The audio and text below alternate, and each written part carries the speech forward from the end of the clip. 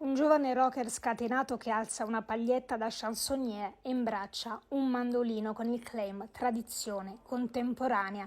Questa è la locandina che presenta la nuova stagione 22-23 del teatro Trianon Viviani. Marisa Laurito, direttore artistico del Teatro della Canzone Napoletana, conferma la linea della programmazione virtuosamente attenta alla tradizione e al presente. 51 spettacoli, di cui 5 produzioni del Trianon Viviani, 9 prime assolute con 98 recite complessive, più di 4 cicli di conferenze cantate che prevedono 18 lezioni concerto, quindi un'offerta articolata in 9 sezioni tra teatro, musica, danza, favole e serate evento. Cartellone molto variegato, pieno di tante cose, prima di tutto puntato ai giovani, come è il manifesto, come recita il manifesto del nostro programma. Moltissimi big, Abitabile, Finardi, l'orchestra di Piazza Vittorio, Stefano Bollani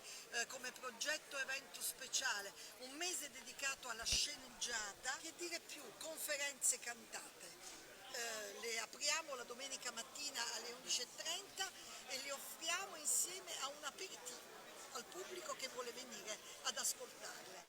Suonando mi racconto è il titolo dello spettacolo che realizzeremo in questo teatro magico storico della canzone napoletana, un omaggio a Gegè Di Giacomo con Carlotta che era un suo successo, tutto condito da aneddoti che racconterà Gino Aveta.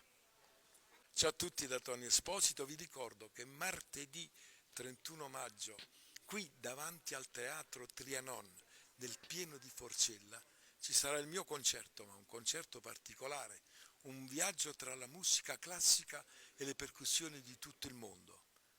Mi raccomando, novità, danze, ci sarà di tutto. Vorrei che veniste. Ciao.